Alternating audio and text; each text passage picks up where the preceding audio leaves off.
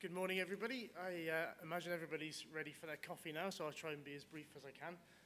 I'm Adrian Pugsley from Ulster University, and I'm here to tell you about the Solar Fin2Go project. The aim of our project is to addressing the challenges of off-grid solar energy in developing countries with a focus on sub-Saharan Africa. We've got three strands to our project. We have the technical strand where we're designing, fabricating and testing solar energy systems. We have our financial strand where we're developing business models and working out ways to bring in inbound, unbanked customers in the developing countries. And we have the social strand where we will be piloting the technologies which we're developing in a real situation, starting off with villages in Botswana. So we have four main partners for the project. We have ourselves, Ulster University, who are leading the project and doing the testing and development of the solar energy devices. We have DP Sun, who are our photovoltaics provider, who specialize in robust photovoltaic panels for harsh environments.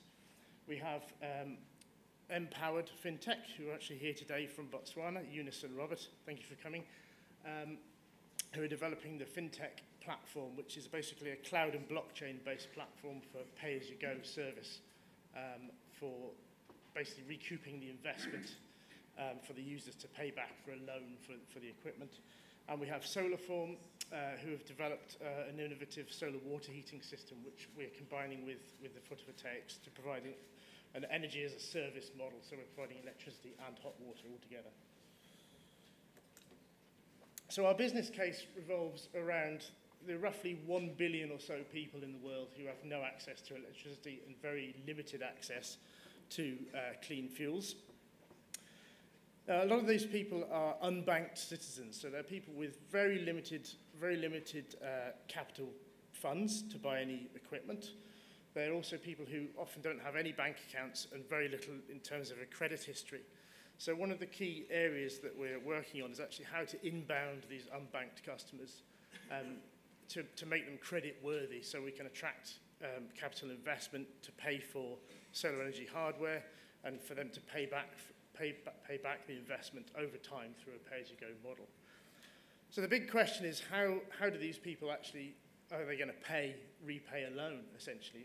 The traditional model has been a sort of charity aid-based model for providing electricity for people, which has been shown not to be a very effective model because there's very little sense of ownership for the people that receive the aid.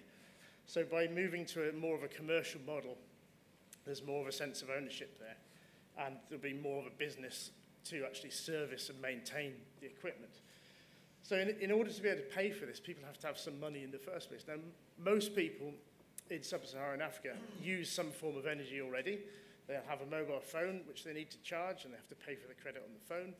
They will often buy kerosene for lighting, and they'll often spend quite a lot of money on disposable batteries for torches, lamps, and things like radios. So there's actually an income stream which can be tapped to use to repay an investment for a solar energy product. And what we're all about here, I obviously don't want to sound too much like we're going to Africa to try and take money from people. We're trying to empower communities to actually provide energy for people. And it's just finding a way to actually finance that in a sensible manner. So our technology concept has two main strands. So we have two different types of solar energy collection devices. We have photovoltaics to produce electricity, and we have a solar water heater to produce, obviously, hot water for home use.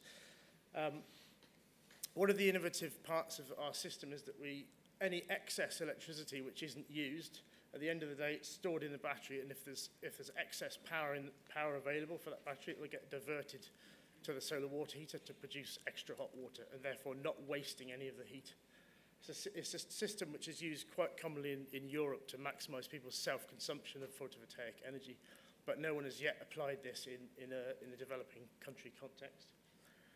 And our systems are aimed at sort of basic loads for communities, so things like charging mobile phones, lighting, basic refrigeration, simple services on a DC, low-power DC technologies. So our key features, our unique selling points, we basically have two main areas. One, as I've mentioned, is the FinTech platform, which Empowered in Botswana are developing. This is key for making this project investment ready. So it's a methodology for bringing in unbanked customers and giving them some kind of credit history based on their existing situation, securing their personal details, enabling them to be credit worthy to an external investor in order to actually get this equipment in. This is using sort of cloud and blockchain technologies so that it can all be done on a mobile device in the field in a village to get all the data, to have a contract signed and start the whole process without people having to go to offices, etc. It can all be done on site and in a secure way. The second main unique selling point is really the provision of a hot water service. There's a lot of photovoltaic off-grid systems out there which focus on electricity. Okay, sorry. I'm getting a stop sign. I'll move on to the last one. So our current project, we're in a one-year project, and we're at the end of the first quarter now, and we're just in the process of building technology, which we're going to be field trialing in Botswana in September. And if anybody would like to come and talk to us at our stand later on, we're trying to get together a future project for a much larger scale rollout of this technology. Come and see us at stand number 18. Thanks very much, Adrian. Thank you very much.